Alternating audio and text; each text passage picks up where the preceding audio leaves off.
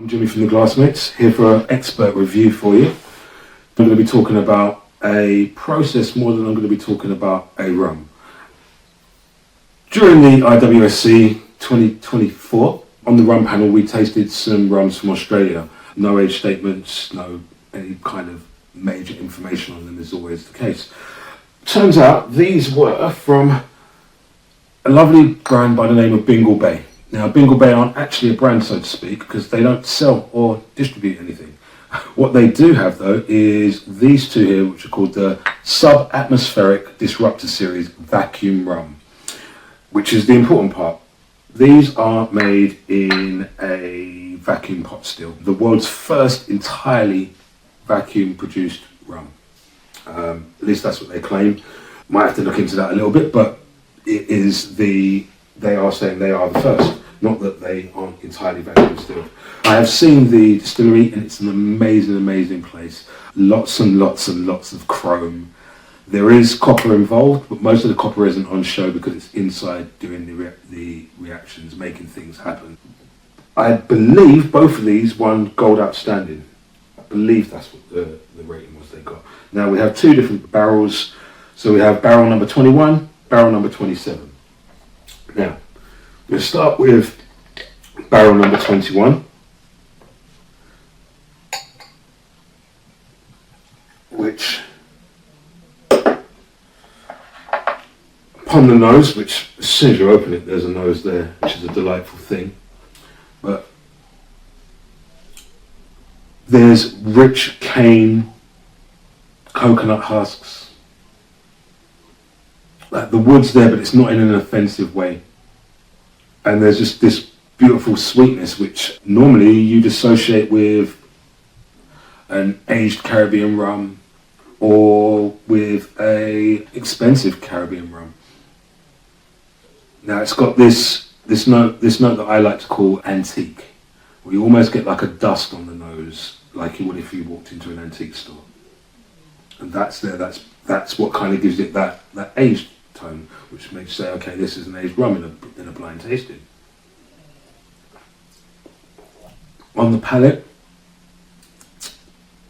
there's bananas, there's marzipan, it's quite light on the tongue. As it finishes, you get this nice warm spice with a dryness. The dryness I can only attribute to kind of if you'd had a handful of fresh almonds and after you finished eating them and you get kind of the flavour of the skins from the almonds. That is delightful. Like I said, not going to be able to buy it. You may not even be able to get to taste it. I believe I've got one of very few bottles in the UK of either of these. So yeah, if you'd like to try it, hit me up. We'll see what we can do. These will be great in a tasting session for Glassmates. Right, so moving on to the 27. And another thing that I love about these bottlings is something that I've seen on quite a few rums, but not down to this level of nerdiness. Now, on the back you have an explanation of the science that went into it, an explanation of what was in there, how long it was in there, what it went into. So you've got rum number 27 on the date the 26th of the 10th, 20. So, and then aged for 3 years, which isn't a huge amount of time for rum, but it is a good time for it to be considered a rum. The base is molasses, the barrel is American oak, and the vacuum percentage is 75%. From talking to the guys, understanding it, they found that basically the higher they go, the less they get in flavour. The lower they go in terms of how much is vacuum and how much is the other way, it does adjust the flavour, which is very interesting. Now, something that's really great about this whole process, which has created these great rums, is they're great for emerging industries. So, say for instance, somewhere that doesn't have its own access to molasses, to sugarcane, etc. To be able to have this process, to be able to bring out the best in what you have, is it will assist. But also, what it does is it lowers your carbon footprint. from speaking to the guys, the power that's being used to make these things is ridiculous. It's really, really low, and amongst the power that they're using, they're even able to charge their electric vehicles. It's a spark of genius that's probably needed for the industry in the way that we're going forward, that we are going to be looking at changing up things, having things be more sustainable. The world isn't going to be here forever if we keep living at the rate we are, so having things like this in place will change things. But also, like I said, for those industries where we don't have the joys of a tropical climate, being able to use a system like this to bring out the best in what we've got, it's going to be a game changer. So back to number 27. Completely different on the nose. This is coming up more like honeys. Yeah, stone fruits are in there.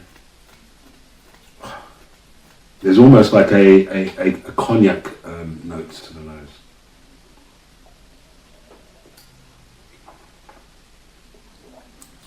On the palate, spicy, sweet.